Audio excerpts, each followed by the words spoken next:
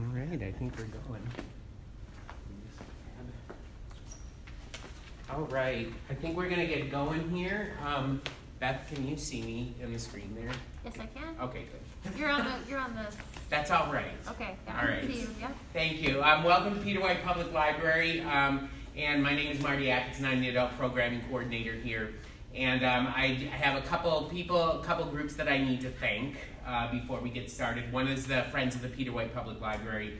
They provide lots of funds for what we do. They paid for the live streaming equipment, so if you're joining us via YouTube, you can thank the Friends of Peter White Public Library for that. And also I have to thank the Carol Powell Memorial Trust Fund. Even though this is not a musical event, we do lots of musical events, and that particular trust fund pays for everything that we do there. So I'm really, really thankful for that trust fund. And I want to, before I introduce Michael, I just want to make you aware of a few things that are coming up here at Peter White next Monday night at 7 to 8 p.m. upstairs in the Shiras Room. We have Dissecting Anatomy of the Murder. The gentleman who wrote a book called Dissecting Anatomy of Murder. His name is Eugene Millheiser, and he's the Dean Emeritus of Professor of Law at Ave Maria Law School in Florida. And he wrote a book on Anatomy of Murder, the case, and John Volker. And it's a really fascinating book. It's available here in the library. If you haven't read it, I really recommend it if you're a fan of John Volker and the film and book itself. But that's next Monday at 7 p.m. And then we're going to take a little break. I'm going on vacation next week after that. So, but the following week it starts up again. We have a concert on the steps on August 8th by Michael Waite. We have a concert on the steps on August 9th by the Harry South Quartet. And we have another concert on the steps by the Goofy Foot Band on August 10th. So the second week of August, we have lots of music for you to enjoy, and hopefully the weather's going to cooperate with us, and we're going to be able to go outside for that. And then another thing that's coming up on Monday, August 15th, if you don't know Judith Minty, she was a really, really famous poet, wrote and lived in the UP, and she wrote a book called Yellow Dog Journal. And it's coming up on its 45th anniversary of that particular book, and it's a real touchstone for poets from the UP, and we're having a little celebration in honor of Judith Minty and that book, August 15th, Monday, August 15th, from 6:30 to 8 p.m. at the Press Style Ice Cream Pavilion. And yes, there will be ice cream available. So I don't know if that's something that will get you out there, but come and have some ice cream and enjoy some poetry. And I have these little sheets here that will tell you all about the August programming that's coming up. There's lots of other concerts and things that are happening as well. But let me tell you a little bit about Michael here before I turn things over to him. This is Michael Niger, and he's our presenter tonight. He's from the Sierra Club. And he was a trooper and detective sergeant with the Michigan State Police for 26 years. He's certified as a search and rescue technician at Tech 1 and a crew leader by the National Association for Search and Rescue. And he founded and runs the Michigan Backcountry Search and Rescue's Long Range Special Operations Group. He's the author of a recently published book, Missing Person Sourcebook Strategies and Tactics for Finding Your Missing or Murdered Loved One from the World's Top Experts. And he's been a wilderness guide for over 40 years. A few things that he has done: he's paddled solo from the Upper Great Lakes to the Arctic Ocean. He has skied solo from the northernmost plowed road in Ontario to the Arctic Ocean.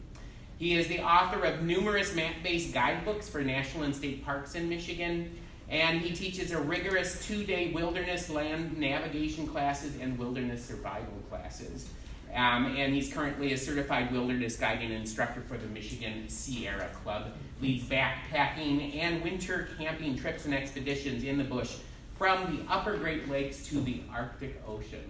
So I think that we're in good hands tonight for a gentleman to teach us about putting together wilderness survival kits. So please put your hands together for Michael Niger.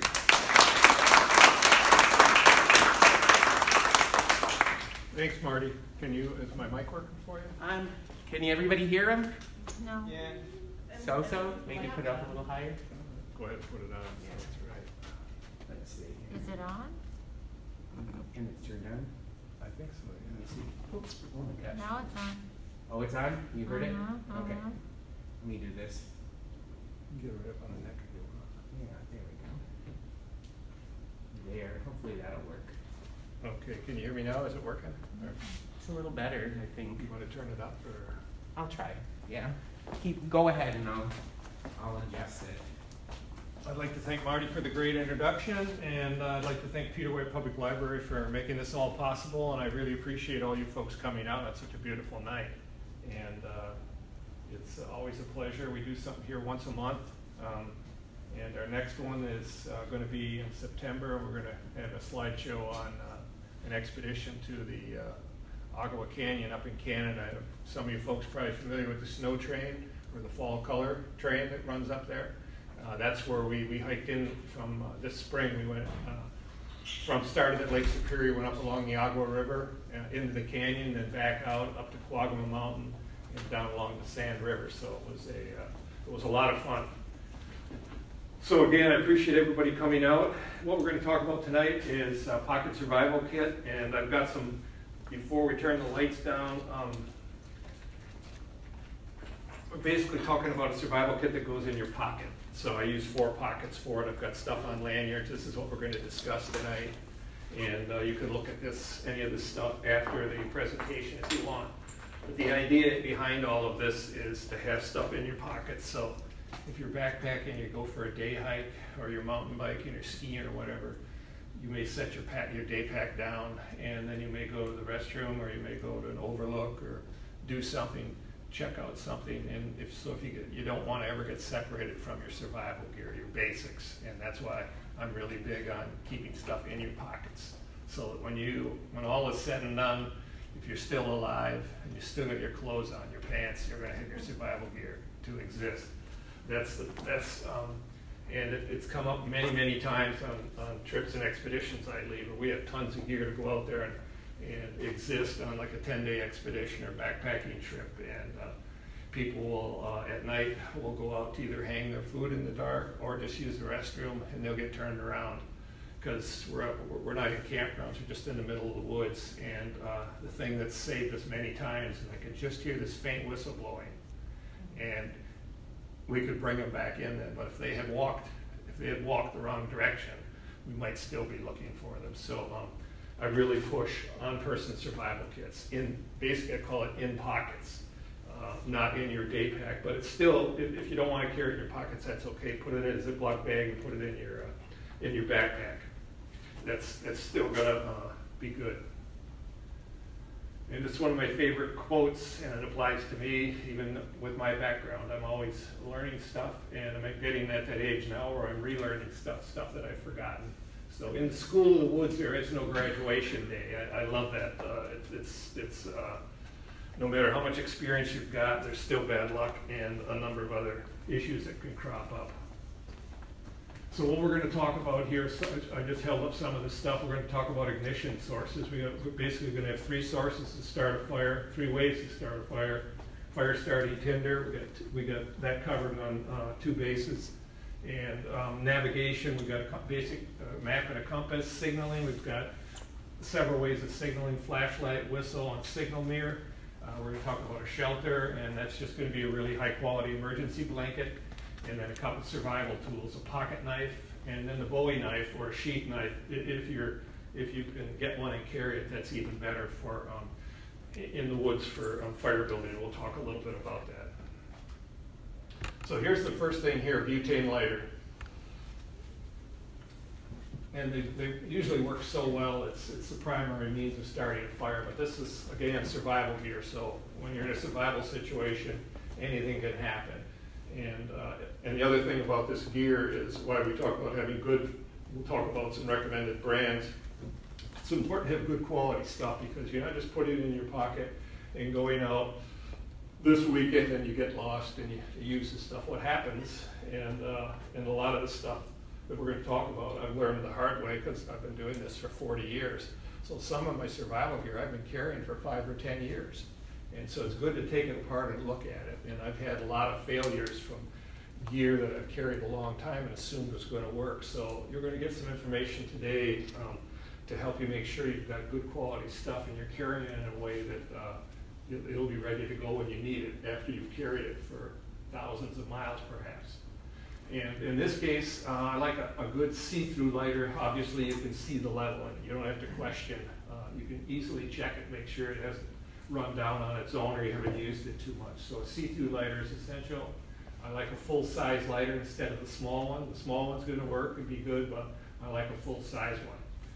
And another really important thing is to get, and they're getting harder to find, is to get a lighter that has an adjustable level on it, so you can adjust the flame. They work a lot better in colder temperatures and at lower pressure. So that's all I carry, is something with an adjustable flame. And another tip, if you're not used to using lighters, as it says here, at cold temperatures, they may not work at all, but if you hold them in your hand for a while or blow on them with your breath, you can get them to work or put them in your pocket. So just because a lighter won't work doesn't mean it's inoperable. If it's cold out, you're going to have to warm them. What we do on our winter expeditions is we have a piece of shot cord, a loop of shot cord. We hang it right around our neck, right against our polypro shirt inside. It always works then because it's always warmed by the torso. We used to carry them in our pockets, or if you leave them in your sled or your pack, they're not going to work till you warm them up. So just remember that you can warm them up. And I use a lot of King brand lighters. The key is that it has an adjustable, let me see if I can get this to work here. Yeah, there's the adjustment knob right there. Can you see that all right, the green? Mm-hmm. Yeah, that's the key, is it's going to be a knob right there. So my favorite place to get them is to go to Walmart or someplace else in the checkout aisle, and they'll have blister packs of them. Usually you can get 5 of them at a time, sometimes you can get 1. You can also find them online. You're just going to have to look for that little button.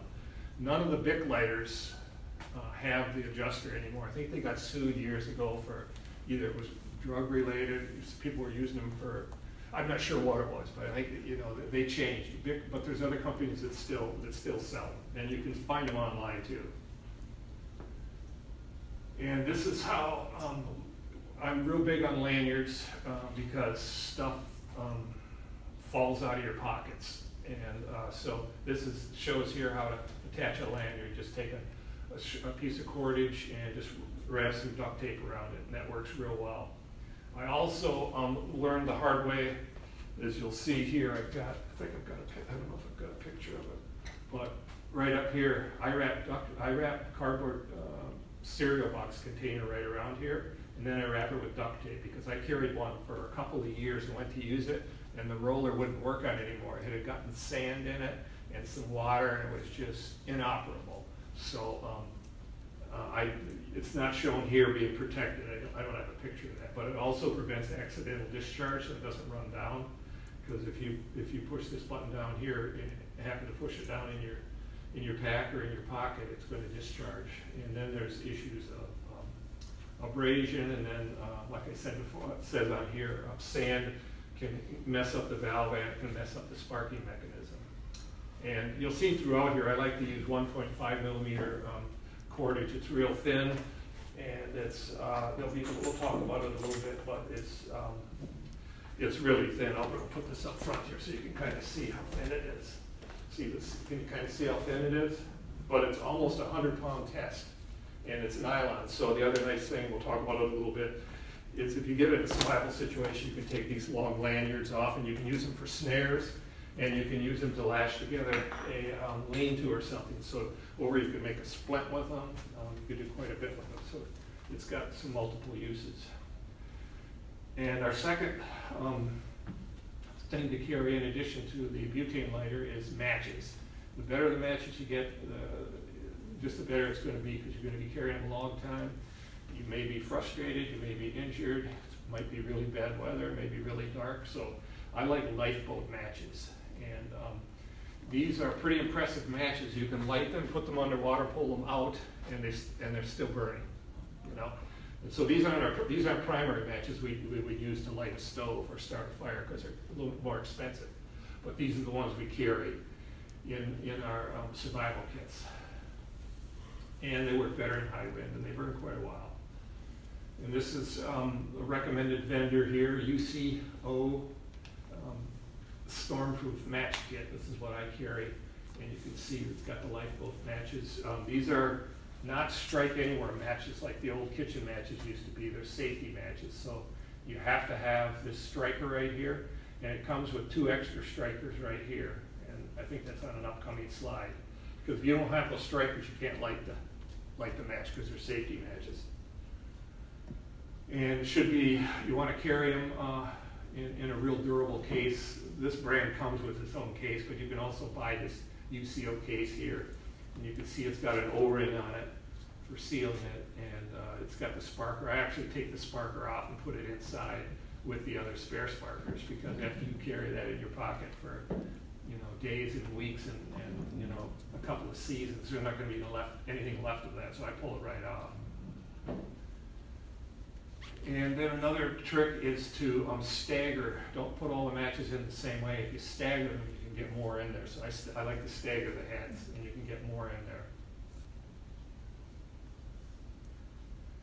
And I talked a little about this already. The external striker, I'm not sure that how waterproof they are, but they're certainly not going to last,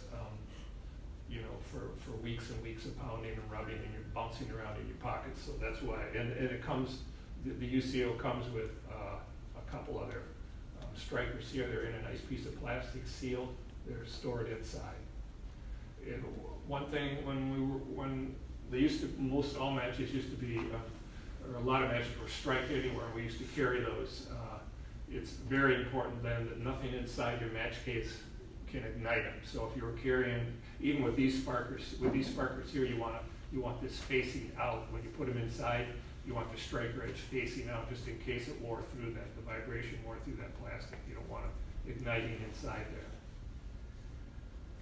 And this is huge. This comes from the School of Hard Knocks. I opened up my survival kit up in Canada one time. Fortunately, I didn't need it, but I got soaked on a river crossing, and I thought I would just take a look at it. I got into camp early, and I pulled it apart.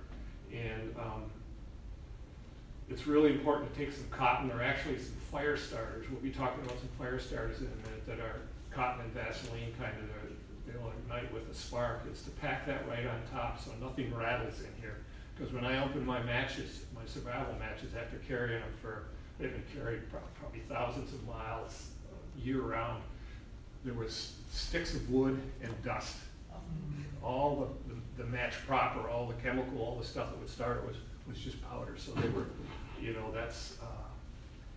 that's what this packing material is right here.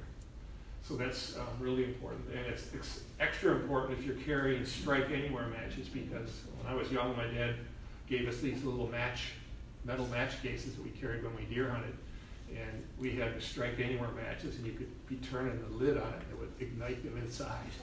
And so you don't want any movement in there, especially when you're carrying strike anywhere. And this is how I prep the container. You notice the little match case right now, there's no way of hooking a lanyard to it. So I wrap a little loop of cordage around here, and then wrap duct tape around it. That takes care, it holds that on. And then I also put some duct tape around this to seal this right here. Now it's likely waterproof the way it is, but when you're carrying it week after week, month after month, say you hike every month, you're gonna, if you don't use it, you're gonna get months and years of use on it. So that keeps this thing from opening, and it waterproofs it a little more. And now we're going to talk about the third way of igniting a fire, and this is a ferro sparking rod. And these work really well, very impressive. And basically what they are is ferrocerium. It's a mish metal, which is German for mixed metal. And they're largely iron and cerium, and that's where the name comes, ferrocerium rod. And they also include magnesium, which is highly flammable. And kind of how it works is when a ferro rod is struck with something harder than the rod, you're going to get fragments are going to flake off. And they're ignited, one, by the heat of the friction of striking them. They only have, cerium ignites at 338 degrees, so it ignites at a very low temperature. And then you add the oxygen to it, and what you see is right here, you get a bunch of sparks. So that's how the rod works. And not all ferrule rods perform the same. There's lots of different sizes, number one. Here's some that can go on a bracelet or something really small for a real small, super small survival kit. And then here's a big one here that's 6 inches long. I think what I'm carrying is a 4-inch long one. It's kind of a compromise in terms of weight. But generally, the bigger the rod and the softer the rod, and they're softer if they have more magnesium in, they create bigger sparks, and the sparks burn longer. So in other words, the ones that I like to carry are if you sparked them and showered some sparks on this wood here, they would burn long enough that they would actually damage the wood. There'd be a little bit of a burn in there, and that's what you need to get tinder going. And we're going to talk about the tinder coming up. And now the harder rods last longer, but they're harder to ignite. So you have to have better tinder and better technique. So since this is all about survival, I have no, and I'm not using it every day for everyday use. I'm big on having a softer rod, and it would still take a long time to wear one of those out. And so this is a recommended vendor here. If anybody wants to, yeah, feel free to take photos if you want. Don't have to take notes. And if I turn a slide too fast, let me know. I'll back it up, okay? But this is a good rod right here, 3/8 by 4 inch. That's what I carry from Bushcraft Outfitters. Now there's bushcrafting is huge and survival is huge, as we all know. There's lots of shows on TV and there's lots of people making and selling stuff. And so, but they're not all created equal. This isn't necessarily the cheapest one, but it comes from a really good company, Bushcraft Outfitters. They've got stuff that works, so that's what I've gone with here.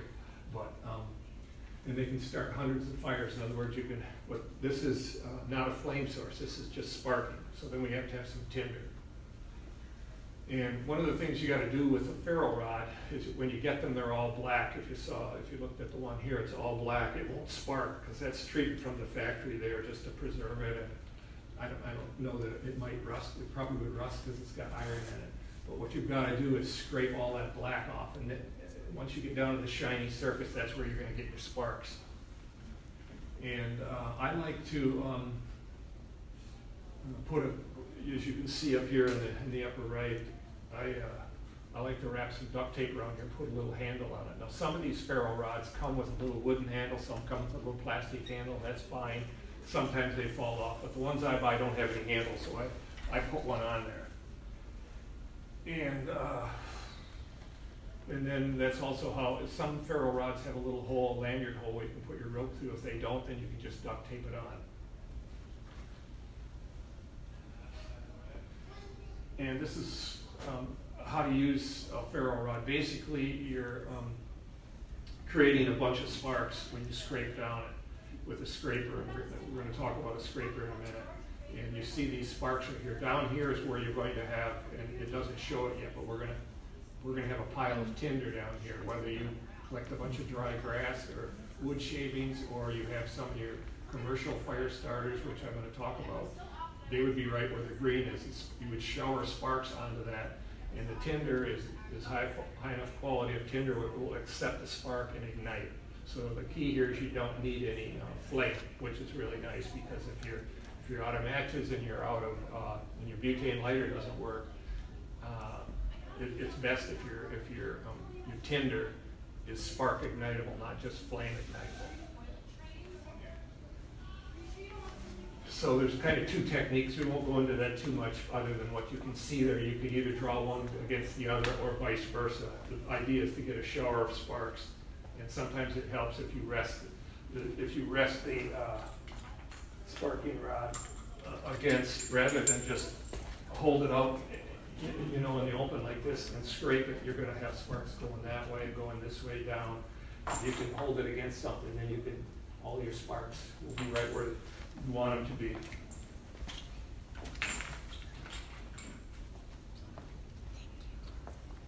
So this is the scraper, the other part to using the ferrule rod.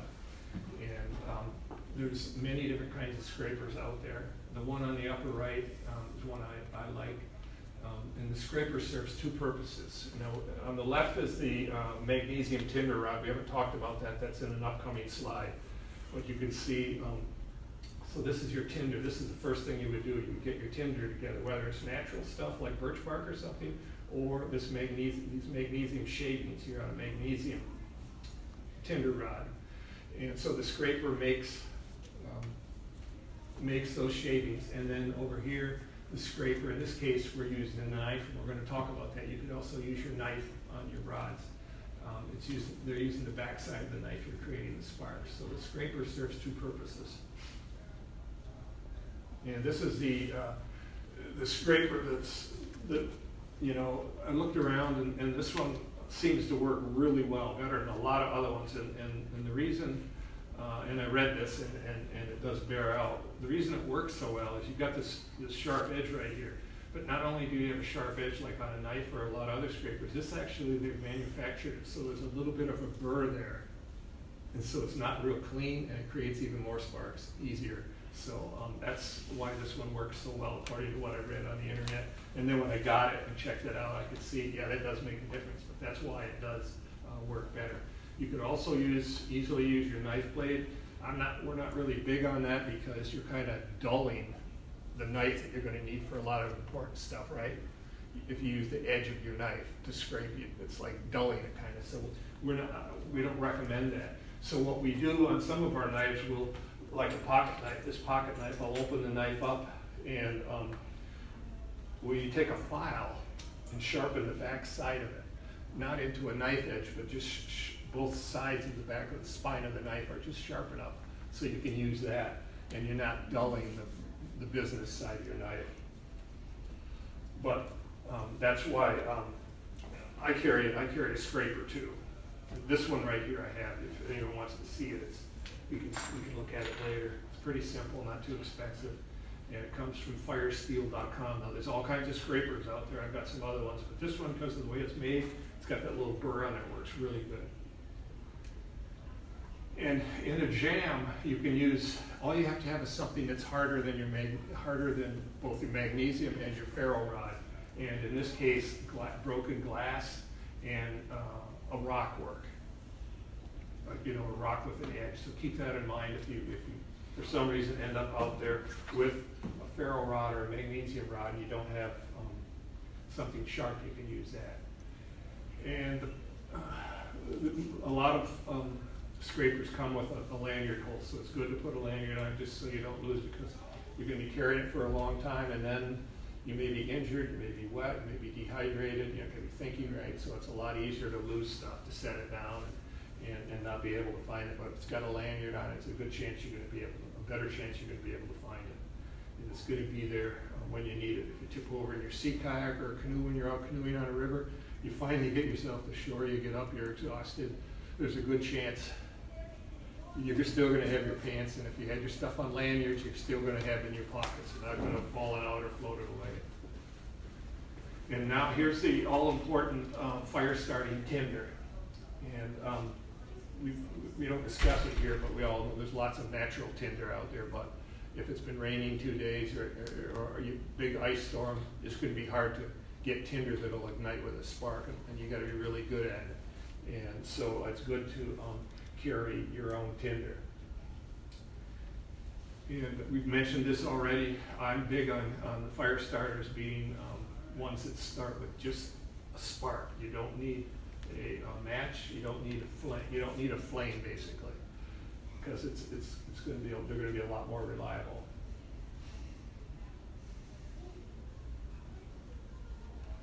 And they should be waterproof, and you should be able to put them in the water, pull them out, and you should be able to light them.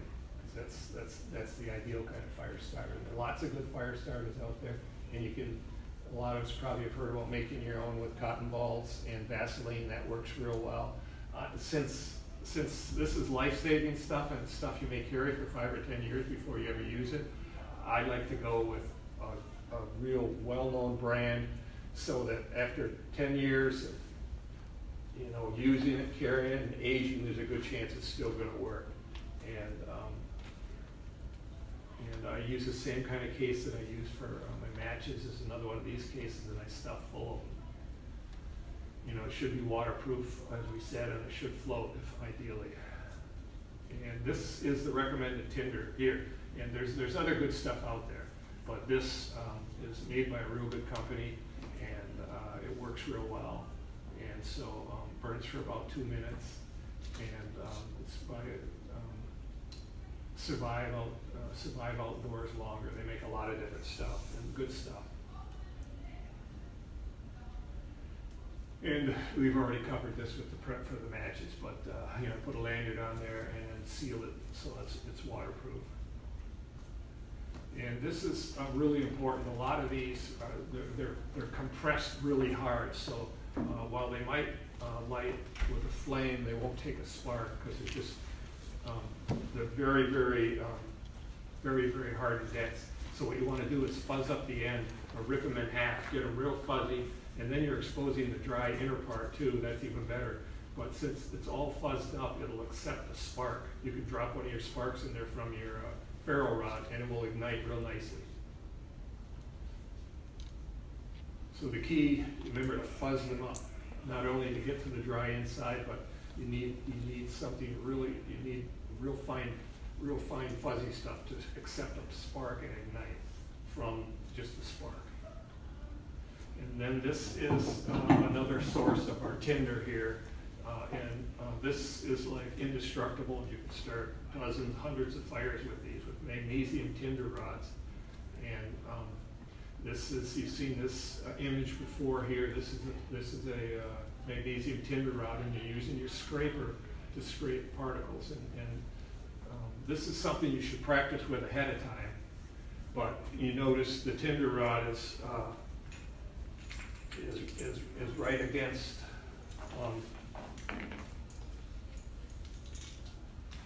is positioned against a hard object.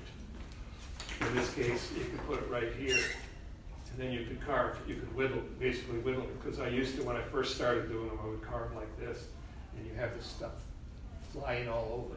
And the key is to getting a spot, is to getting, this area should be about the size of a quarter and as dense as a quarter. You want this together. Sometimes I will catch it. I'll use a piece of birch bark or my handkerchief, carve on it and then collect them all up and work them into a pile. It's a real smooth surface. You can wipe with your fingers and get it into like a dense quarter size pile.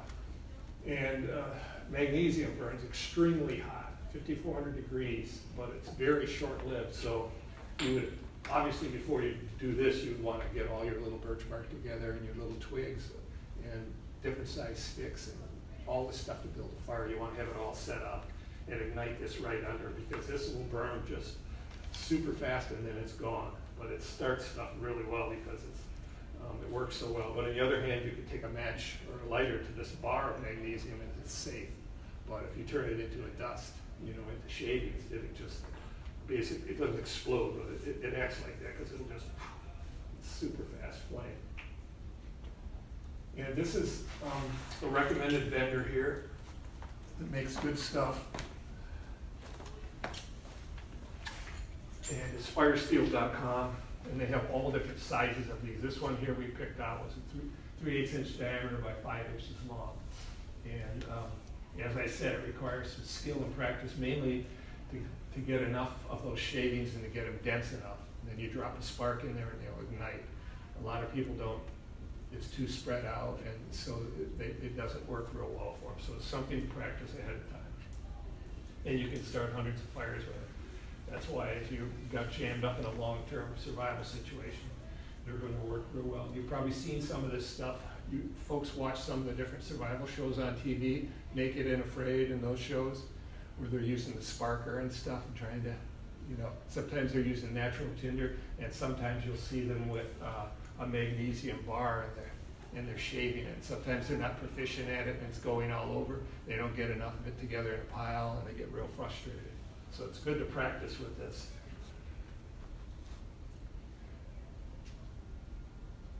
And this is a real common magnesium bar, and that's what I carry. It's been made since 1984, and they made it for the military. And what you'll see is it's pretty nice. They've got the sparker right here. So you shave your magnesium here, and it's got the sparker, the ferro rod right here. These are still widely available, but not this company.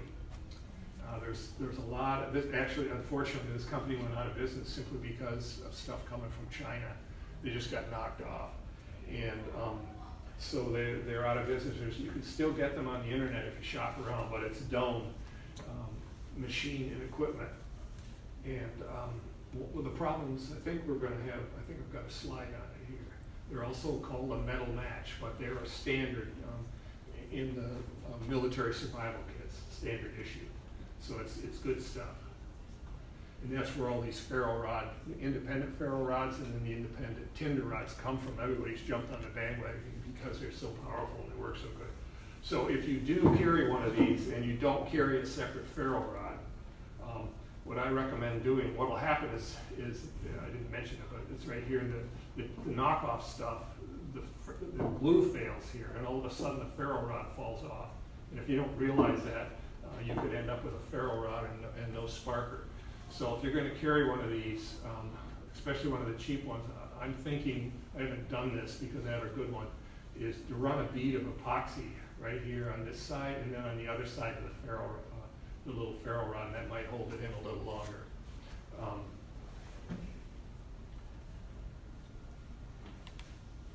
And then of course, you could, same with the ferro rod, you could put, this doesn't show it, but you could put, because you've got to grip this, and you're going to be doing some work with it, so it's nice to have a little handle on it. Some of the other brands have wooden handles, or they may have plastic and stuff. And so you could put a duct tape little knob on here, and if there's no hole in here for your lanyard, you could secure your lanyard on it with duct tape. There's a lot of kind of fancy sparkers out there where they're in a little plastic container and you pull them apart, and you can shave this and get some magnesium, and you can use another part of it to do a sparker. And I've never used those. I've seen some of them break or fail, and so I'm kind of like the simpler the better for me, especially if you're going to carry it for 5 or 10 years and you want it to work. So there's lots of other ways of accomplishing carrying all these things. It's all personal preference, but I'm kind of into bomb-proof stuff because you could get in lots of trouble in Marquette County, as you know, but you can really get in trouble when you go up into Canada and up to the Arctic Ocean. You're way back in there, and all kinds of problems. So I'm into carrying really reliable stuff, and it's really not all that expensive compared to the cheap stuff. And there's 2 techniques to using this, and we've kind of discussed it already with the ferro rod. You can either put the magnesium rod down against the ground or a hard surface and then scrape down on it, or you could hold your scraper fixed and you could draw your magnesium rod up against it. Does that make sense? You could go like this, carving like this, or you could like hold the knife steady and then pull this up. So pull so you kind of got to get your own technique and see what works for you. But it's good to practice it ahead of time because it's probably not going to be a sunny day when you're well fed, and you want to mess around. It's probably going to be a bad deal, a bad situation. So that takes care of our ignition sources for a fire, and then tinder. And obviously this is very simplified because there's a lot more that goes into building a fire other than getting a spark and getting a flame going. You've got to have all your bigger tinder and sticks and wood and stuff, but we're not going to cover too much of that. So another thing for navigation is just a button compass. This is a really cool compass here. It was very common in World War II. It was a British survival compass. It was so small. I think it's as small as a dime, if you can believe that. And it has holes in the backside, and the soldiers would sew it, the airmen would sew it into their uniforms, hide it somewhere in their uniform, so if they went down, they got captured, it might not be found. It was so small. And these little dots here are radioactive tritium, so they glow, like 10 or 20 years, so it was really handy at night. And they're very hard to get, and they're kind of expensive. But here's another example of one. These are easy to get. This looks big, but it fits on a watch band. Basically, we're talking button compasses, so they're like a nickel or a quarter in size. And again, you want to get something that's high quality and name brand, and because there's a lot of really inexpensive stuff out there that's just too cheap. It's not gonna, it may work when you get it, but it may not take a lot of abuse in your pocket, so it may not work when you really need it. Even the really good stuff can fail after a while. And you wanna make sure it's got a clearly marked north arrow on it, whether it's a needle in the compass or a compass card. In this case here, it's a card. This is a round card here with east, west, and north on it. And we've all seen regular compasses that just have a north-south needle right here, right? So either of those is legitimate. This one just happens to have a compass card. You want a real good housing, and you want, it's good if you can get glow in the dark. These aren't tritium, so you'd have to have some other light source, and we're gonna talk about that. But if you hit this with a flashlight, it should glow for 20 minutes or something, so you can use it at night. And then, of course, you want the lanyard loop on it. And this is probably the one, if you were going to get one, you would get this here, Sunto Clipper. It's probably $10 or $12. I carried one for years, and now I carry, this is a military wrist compass here, and I take the strap off, and this is, I've got one right here, and it has tritium light modules in it right here, so it's going to glow, you know, for as long as I live, and which is nice if you had to use it at night. And it's aluminum housing, but it's kind of expensive. It's, you know, probably $40 or $50. But it's made by Kamenga, which is a company that makes the big military compasses, the lens addict ones. So it's a good compass. And I'm at the point in my life where I can afford that, so I carry a nice one like that. And they took the strap off of it, you know. But this one here is one a lot of us have carried for years. It's a very good one here. Sunto is a lot of people probably heard of Sunto. Really good brand, well worth it. And I guess I've already I got ahead of myself here, but that's this is the Kamenga one here. We'll jump ahead, and you want to make sure it's accurate. That's another reason to get a good brand. But even so, when you get it, every so often check it against one of your other compasses, whether it be in your car or something else, or on your phone, just to make sure it's still pointing north. I teach a land navigation class, and it's very frequently we'll find one or two compasses that are way off. Either they're defective or they got demagnetized or something. So we in the and I learned this from the military. When we teach our land nav classes, we check everybody's compasses. We recommend they check them, proof them once a year, just make sure they're still functioning. And so if you're going out alone, it would be good to double check your compass. If you're with friends, you can just check them against another one. And then of course it's good to have a lanyard on it. And this is super simplified, but there's kind of two things you're going to use this compass for. We're going to talk about a map in the future, in a future slide. But you take your map, and there's generally a good map, and the one you should be carrying, you're going to be able to see north on the map. There'll be an arrow on it.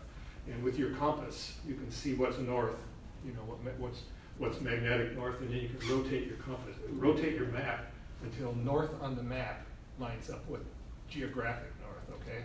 And then the beauty of that is the interpolation of using the map is a lot easier, because if north on your map is facing north, real magnetic north, or geographic north, whatever you want, and you see on your map that there's a fire tower north of where you are on the map, then all you got to do is look straight up. If this is north and your map is north, the object you're looking for is going to be right straight ahead. And if there's something, you know, a hill or something, maybe a mountain peak or a fire tower, to the east, the east on the map is right here, you're just going to look to the right, and you can kind of see how it's all intuitive. And if there's something behind you to the south, it's going to be right behind you. You can tell it. But if you don't orient your map, you're going to have to say, okay, the object's this way, but that's pointing north. You know, you have to switch around. So we teach a 2-day land navigation class, and that's one of the biggest skills right there, is always orient your map to north, or the same thing would be to the terrain. In other words, if you have your map, you can see a fire tower on the map, and you can see, or like we had the big standpipes around here at the power plants. You can see the power, you know, the pipe at the power plant's right over there. You can see it on the map. You would rotate your map until that lines up properly, and it'll be a lot easier for you. So that's one of the things you're going to use your map for. And another thing is just walking in a straight line, so you can avoid, you know, walking in circles or just randomly. Because a lot of people get lost. Generally, if you walk in a straight line, you're going to hit something eventually, a road, something straight, a linear feature, you're going to come to something. But people tend to, and we do this in our navigation classes, we blindfold people. And we'll have them stand right here, say you can see this on a road, like on a 2-track or some linear feature. We'll show it to them and tell them we want you to walk that way. And then we'll blindfold them so they can see how accurate they are and their natural drift. And invariably, someone will just peel off and they'll just curve way like to the corner of the room. We walk with them so they don't run into anything, or they'll peel off this way, and then you can see your natural drift. And that's kind of what will happen if you don't have a compass in the woods. You can do a lot of drifting. And then one of the other big things is to always have a map of your area. And it doesn't have to be a topographic map. Just if you're going somewhere, and a lot of us just go and hike trails, it could be as simple as, it's good to plan ahead and have a hard copy map. Like if you're going to Tacoma Falls Park, you want to get there. It would be good to have their map in a hard copy. And then also have your phone, you could have a digital map on there that you could have downloaded. So a lot of times you have reception, so you can call up and look at the map. But if you lose reception and you don't have the map downloaded, then your phone's not going to work good for you, or if you run the battery down. But the ideal map for just a basic map, say you're hiking this Triple Falls Trail right here, is to have a map that goes out far enough, it shows you your other boundaries here.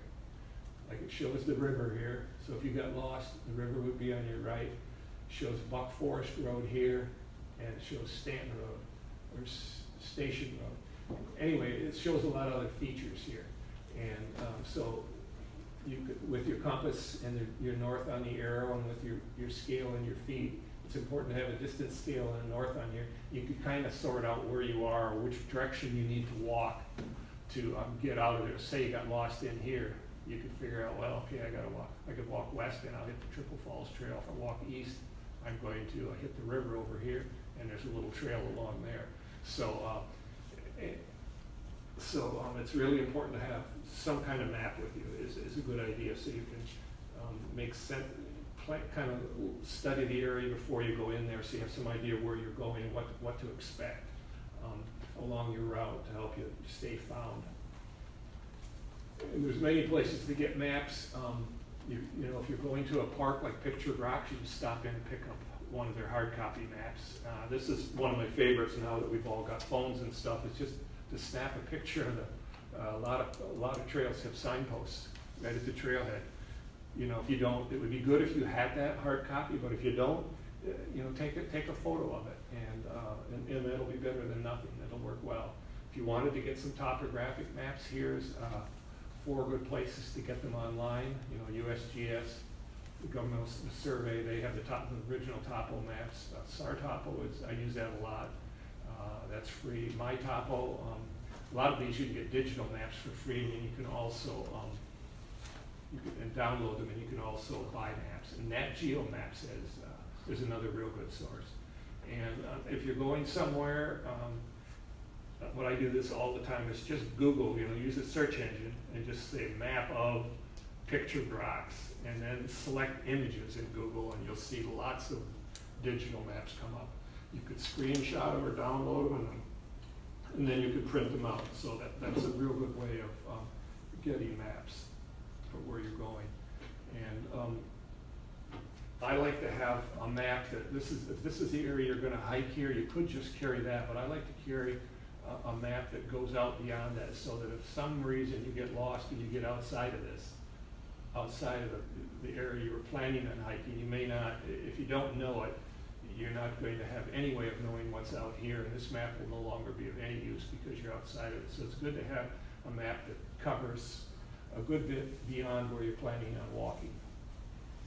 And county maps work real good for that. Like you could just get the Marquette County Road Commission map, or you could get one of the county map books and copy it off if you're hiking in an area. And I like county map books because they'll show you all the 2 tracks and other stuff, features, so you can kind of figure out where you are, or at least you can figure out, look at that map and say, boy, I do not want to walk east because there's a 2 mile long swamp in there. I don't want to go in that. I want to go to the high ground. And so sometimes you can tell that on a map. And as far as preparation, if you're carrying one on your phone, which is good, it's a good idea to carry a battery pack so if it runs down.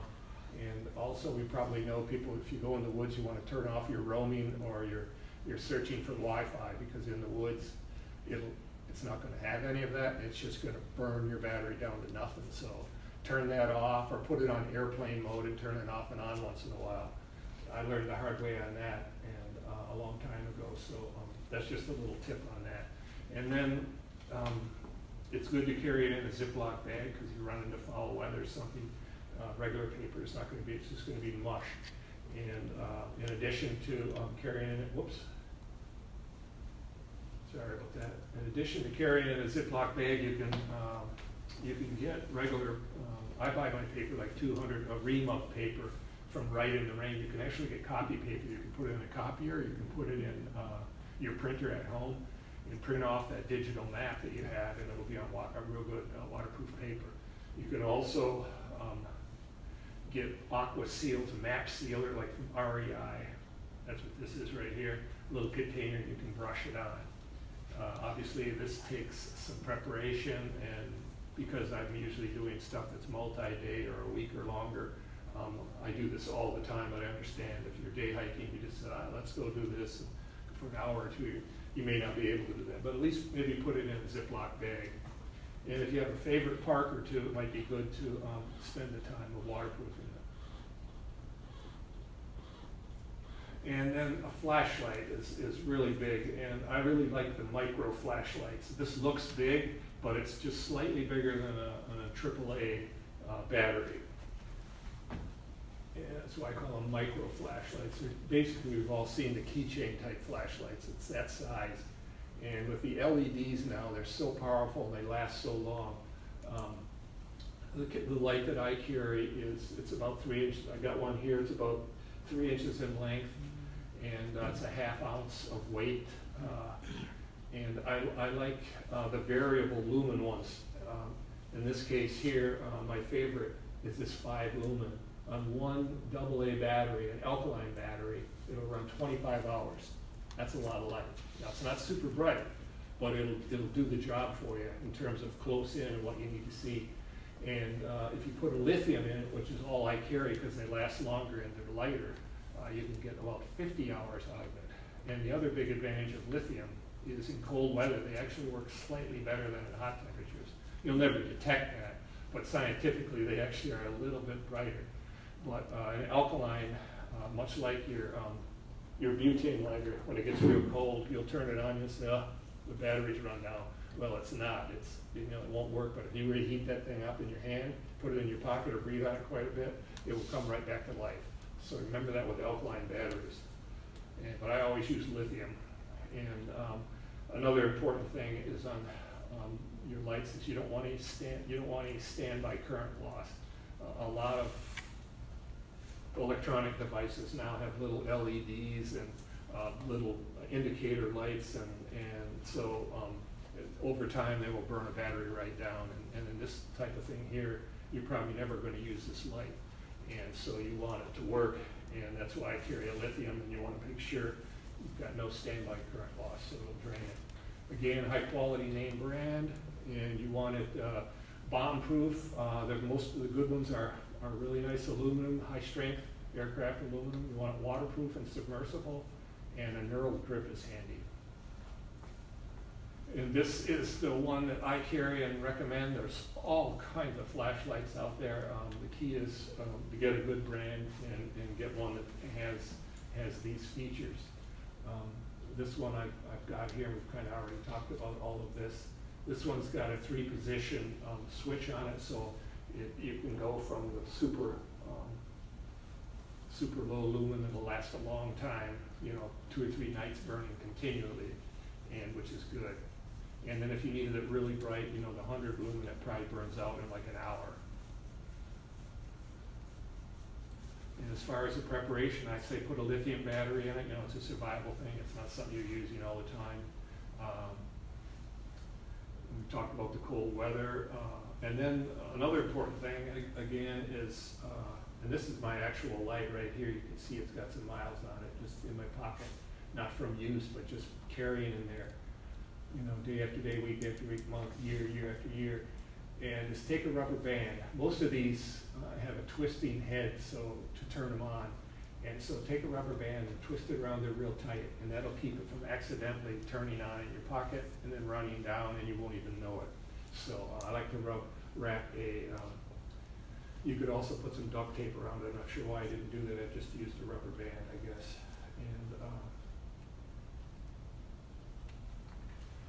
And here's some of the uses, you know, you can use them. We've got, with the search and rescue teams now, they have drones, and they've always had helicopters and planes and whatnot, but they work really good at dark for signaling overhead, you know, air assets, and for signaling searchers. You can also use it for repairing equipment. So you're out skiing and you break a binding and it's almost dark, and then it is dark. Having a flashlight and maybe a repair kit, you'll be able to maybe fix that. Or a broken snowshoe, you can fix that and get yourself out and self-rescue if you just had a little light. And so it's handy for that. It's just good for finding your way through the bush, you know, finding a faint trail. It's good for collecting tinder and firewood, shelter construction, and we just covered signaling. So it's lots of little uses that are really light. And a whistle, we're getting into the signaling now. Whistle is really important. I guess we're gonna have to move along here.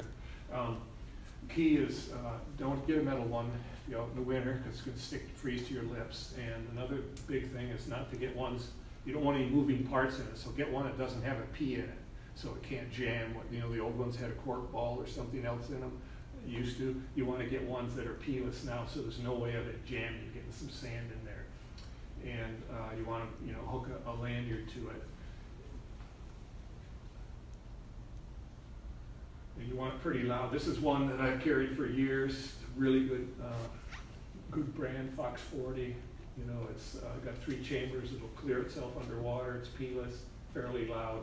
Tons of whistles out there. Just try and get a good brand so that when you need it, it's going to work. And we hook a lanyard on it. If there's no lanyard hole, you can hook it on with duct tape.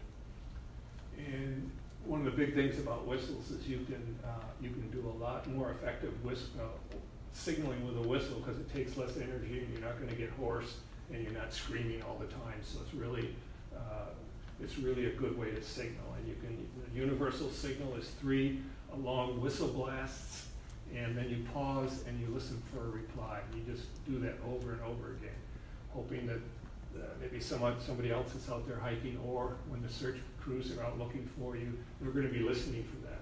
So it's going to make it a little easier for you to be found.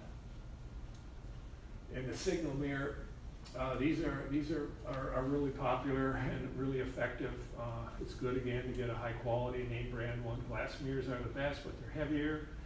They got to be sealed against water. I carry a plastic one just because of the loads I carry. I can't afford that weight. And it's very handy when you have instructions on the back side.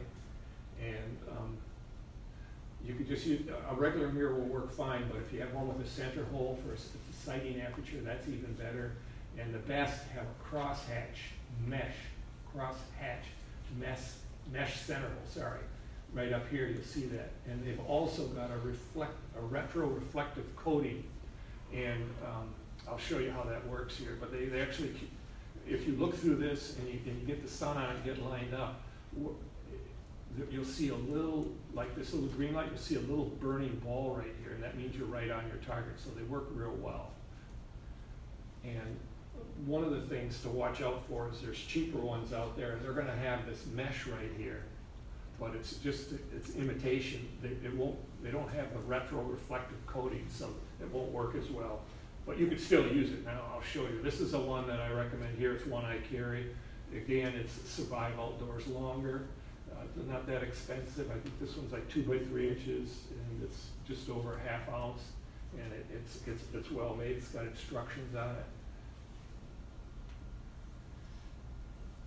And, you know, the signal mirror looks good, it comes brand new, you put it in your pocket, you pull it out, it still looks brand new, but if you carry that day after day, it's gonna take a beating, so it's good to have some kind of cover on it. One thing you could do is put it in a Ziploc plastic bag, real small, and then wrap it with tape or some rubber bands, and that would, you know, keep the wear and tear down on it. And then you wanna hook a lanyard to it. And this is a good way of a simple way of using it if you don't have that. Just to say you had a regular mirror or a CD or something real shiny, you didn't have that fancy hole in the center, the rectal aiming hole.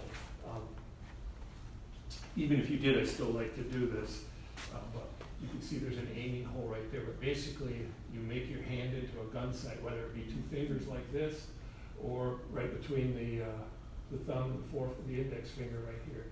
And so you have the sun comes down and hits your mirror, and then you put your V. Say the helicopter is right up there, you put the helicopter in the V of your hand, and then you move your mirror until you see the sun cross your hand. Does that make sense? You'll see the sun cross your hand, and then you can bring it. It will focus the sun on your hand, and then the helicopter is right between your fingers, and then you can get it narrowed down. You can keep it on, and that's kind of what that graphic shows right there.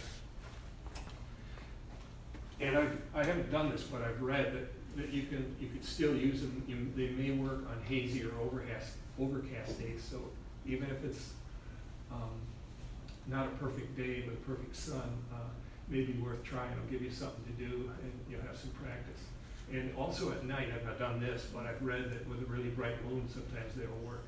And they're generally effective, 5, 10, maybe up to 50 miles, depending on the atmosphere and depending on the quality of your mirror. And I found this interesting stat right here. The record is 183 miles. One of the signal mirrors has been spotted. Now that's under obviously ideal conditions with a really high quality glass mirror. But they are, as it says up here at the top, it's the first signal choice, of the Navy and the Coast Guard. And then an emergency blanket. And these are, they've come a long way. Again, you want to get a high quality one, wind and waterproof. Tear-proof is the key thing. A lot of if many people use the really inexpensive emergency blankets we used to get, they're made out of Mylar. Boy, if you rip them or puncture them with a knife, you just go, just rip right across. The new ones are really nice and tough. You can cut them, clip them, drill them, and they won't shred. So it's good to pay a few extra dollars to get a good one. And I like one, and the one we're going to recommend has silver on one side, it reflects the heat back, the radiated body heat back to you, and it's high visibility on the other side, which is really good for as a signal panel. Whether you have it wrapped around you to stay warm or cut the wind, or whether you have it out in the middle of a field with rocks on all four corners so a drone or a helicopter sees it. It's really good for signaling. And this is the one, again, it's Survive Outdoors. This is the one I carry here. I like to carry a 1 to 2 person one. It's just a little bigger. It's 5 foot by 8 foot. And the idea I like is you can lay half of it down on the ground and lay down on it so you're not on the wet ground, and then you can wrap the other part of it over you. And it's only 3.2 ounces, and it still fits in your pocket. This is I've got some other stuff on here, but this is what the size of it is right there in a Ziploc, and I actually have 4 pieces of cordage in there so that I can quickly bring it as a lean-to. And it's printed with some survival tips and stuff on one side, which is kind of handy when you're all jammed up. And I mentioned I packed some cordage in mine so that I can rig it, and that's right inside the Ziploc. Protection from the wind and the rain, the snow. You can sit down, wrap it around you, or here's the example here. You can set a lean-to up, and if you have your other survival stuff, you can build a fire and get some good warmth and dry out a little bit. We've already mentioned the orange side is a good signal panel. Whether you have it wrapped around you or you lay it out so that an aerial asset can see it. And then a pocket knife is really important. I don't carry this one here, but you can get it with a bunch of different tools. Lock blade is really important so it doesn't close on you and cut your fingers. It should fit in your hand well so you're comfortable with it. This is the one I carry. There's hundreds and hundreds of knives out there. I carry this one. It's got a locking blade. It's got a saw, which is what I want for survival. It's got a pair of shears, so I don't have to carry one of my first aid kit. And it's got a few other things. It's got tweezers in it. It's got a little sewing all here for repair and stuff. And so it's good to have. It's a good, good Swiss Army knife, good brand, not a knockoff. But there's tons of good knives out here. We talked a little bit about this already. If you want to use your knife for a scraper instead of using this blade and dulling at each stroke on the magnesium or on the ferro rod, I sharpen this with a file right here. So it's not a sharp edge like the blade, but both sides, edges, I got to do a little work on this graphic, are sharp right there. You can drag that on your ferro rod to make sparks, or you can scrape magnesium tinder. I don't sharpen this one anymore. My partners pointed out that if you're doing a lot of whittling, you want your thumb pressed right on here. And if it's a little sharper, it's not as comfortable, so I don't do that anymore, doing that. And actually what my partner has done is there's a screwdriver in here that's a lock blade. He sharpens the back side of the screwdriver, and that works really good. And so if I upgrade my knife, I'm going to do that. And then of course put a lanyard on it. And if you can't get your lanyard through the little, most knives have a little lanyard hole on them. If they don't, if you can't get your lanyard through there, then get a split ring from that the fishermen use on fishing lures. You can get split rings that are really small. And these are some of the things you can do with a knife. Right here you'll see is a fuzz stick. You can make one of these. You can make tinder, and really important, you can go and collect up a bunch of evergreen boughs, cut them fairly quickly for ground insulation and then for shelter rope. And you can also use them for build a fire, and then you can collect up the evergreens. During the day you want a real smoky fire. At night you want a real bright red fire. You use it for carving, shaving, repairing, cleaning fish, skinning game, and self-defense. Probably lots of other uses too. And not everybody can carry one of these or wants to, but we always carry a fixed blade knife. And this is mainly for fire building. And we're kind of run out of time. Everybody got a couple more minutes, or? Absolutely. Okay. Okay, so this is, when we teach a 2-day survival class, we really learn how to use one of these knives. And these are some of the features on here that are real handy. And one of the key things is that the back edge of this is nice and flat like this. Some knives have a drop point right here. They're kind of, you could sharpen this. And I'll show you, you don't want that. This is fairly self-evident here. I'll skip this, but some of the features. And then it's nice that it has a good sheath. And I have this knife here with me. There's hundreds and hundreds of knives, because everybody's into knives and everybody's making them. But we have this is what we call the poor man's Bowie knife. $28. And that blade is a 1/4 inch thick. And the reason we want it that thick is we abuse these knives. I think I've got something here that shows us Baton in it, but it's got a 5-inch blade on it. Let me see if I've got it in here. See, it's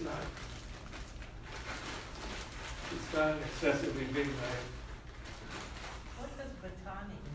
I'm going to show you that, and that is the one skill. That's why we carry these knives. And this is the knife right here. It's not super light, but it is a piece of steel and it's not going to break. And I'll show you what batoning is right here.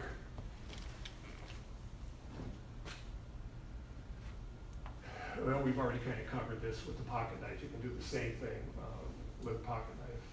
But this is batoning here. And if you learn one thing here, remember this, is you could say you had a stick, you found a stick in the woods that's maybe 2 or 3 inches in diameter, okay? You could, I don't know if I have a slide. Let me see if I have a slide. So I might be jumping around here a little bit. Okay, very well. Let me just see what's coming up here. I just put this all together and revised it, so, okay, I don't.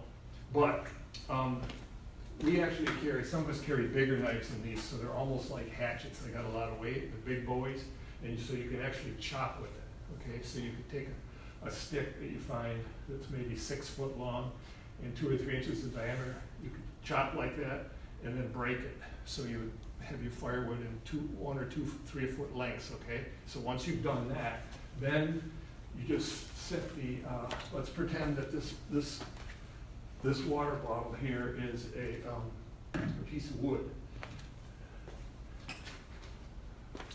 So this is Baton, and this is a really cool, you gotta have a good knife for it because it's kind of abusing the knife, but most good knives, bush knives are made for this.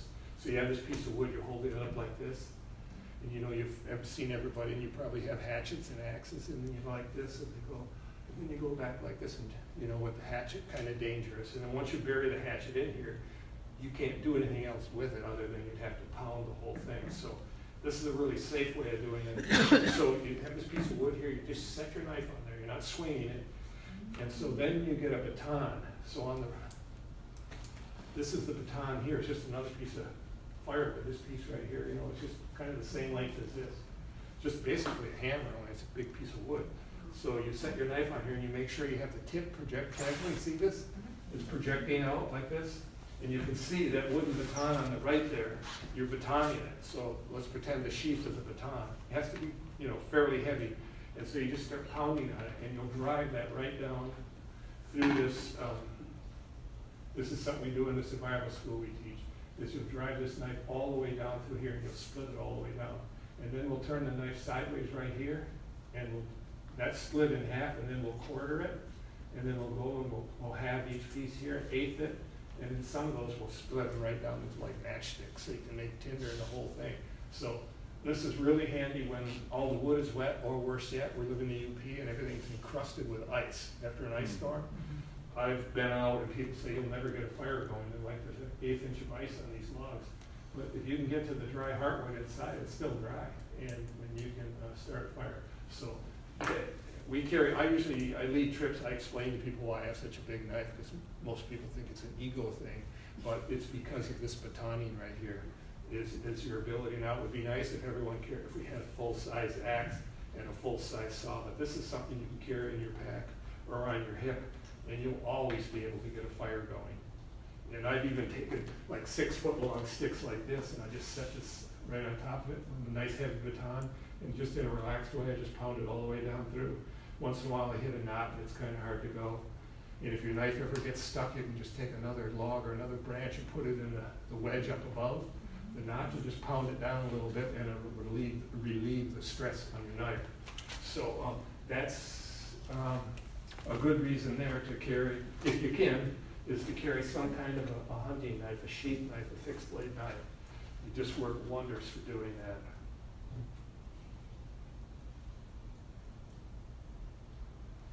And they're really fast. If you can imagine, if you walked up to an evergreen with your knife and a baton, you could cut all of the limbs, you could de-limb that whole thing so fast. You'd have armloads of evergreen insulation, like on the right there. They're not only putting on the ground and then laying your emergency blanket on, so it insulates you from the ground, but also you could cover yourself in it for thermal insulation, and you could make a lean-to or a A-frame, and then just thatch the roof and thatch the sides. So it gives you a lot of opportunities. And you can also we use it for checking the thickness of ice when we're snowshoeing and stuff out there. And if you were to fall through and you didn't have ice picks, which we usually carry, you could stick your Bowie knife into the ice, and it will give you enough grip to pull yourself out.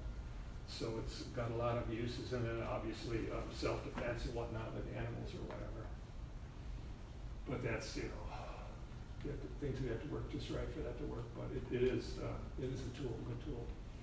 And we've already gone over this, attaching cordage, and my favorite, I'm going to skip this right here, but this is the recommended cordage, which a lot of us use. It's really high quality. The Sterling Rope Company makes climbing rope for repelling and rescue and stuff.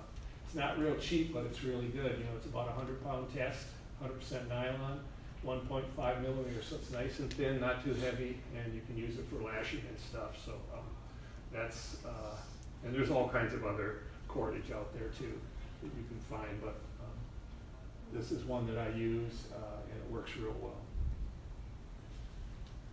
And we mentioned this earlier, if you've got something, a flashlight or something that has a lanyard hole in it, but you can't get this cordage to it, you just go get a little split ring, go to a place that sells stuff for fishermen, and you'll find all kinds of different size split rings, basically super small key rings, and that's where I get mine.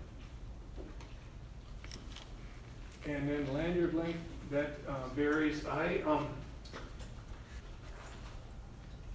have, let's see, knife here. I have I have my knife on my pocket knife on one lanyard because I use that a lot, okay? This other stuff, I'm only gonna use kind of in an emergency, so I have a bunch of things threaded onto one. So a handy way of doing it is to get a 36-inch long piece, make it into a loop, so you have an 18-inch loop, because then, like your whistle or your mirror, you can hang it around your neck.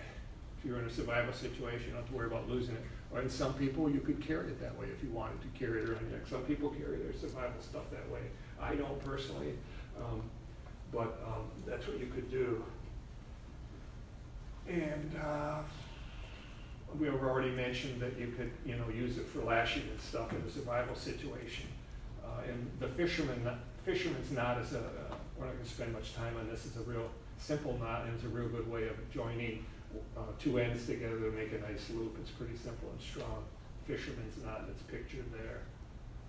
And the last thing here is I'm big on cargo pants with cargo pockets, big beefy pockets, so that when we talked about this before, I like to have, I don't put anything in my jacket pockets, anything in my shirt, because as you know, you get hot, you get cold, you take stuff on and off.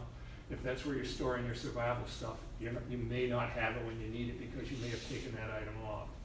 And I don't care to carry it in my pack because people always set those down. I set them down, and I take a break. I go for a walk, I go to the bathroom, whatever, in the dark, go to hang my food, or just to take a walk down the trail. I'm not going to have it with me. And the other thing is spreading the items out among your pockets. I use 4 pockets, both my pants pockets and my cargo pockets. Spreads it out. It's not quite as bulky and distributes the weight. It is an acquired taste to carry your gear that way because most people aren't used to carrying a lot of stuff in their pockets, so I do get some pushback on it. But even if you don't want to carry it in your pockets, put it all in a Ziploc bag and put it in your day pack. You're still going to have some good coverage unless you happen to set that beast down and go for a walk. And my favorite pants, and there's lots of pants out there, these are, you can see they're big cargo pockets right here. I'm not wearing them right now, but they're the ones I wear in the woods. And it's good if you don't have any cotton in the woods. So a lot of your military pants are part cotton. Most of them are half cotton. These are 100% nylon right here. They're Rare Riders pants, and they're tan, so they're good in high heat, and they're very, very thin. If you were going to wear them in the winter, you would just wear, some polypro on there or something. But they're the pants that I live in the woods because they dry super fast, and they're tough, and they got nice, big, fully functional pockets with Velcro closure, and they've got heavy-duty military buttons. The buttons aren't even sewn on. They got custom buttons. I don't think they have a close-up of it, but it's a button with 2 slots in it, and they actually will run a piece of 1/4-inch webbing through it. So it's pretty darn well thought out. And the other big key is there's no DWR, durable water repellency treatment on it. Most outdoor clothing comes with that because people like the idea when they brush up against something that's got dew on it or a couple raindrops come down, they don't want it to soak in. It kind of beads up and runs off. You probably have noticed that on new clothing, and that's all fine and well except in hot weather. The fabric doesn't breathe very well, and so it's much hotter in hot weather. Other times of year it's not a problem. And here's a picture of the button. You can see this button right here, and it's got 2 slots in it, and this piece of webbing goes through it, so the webbing is sewn on here and over here. So that's like super durable.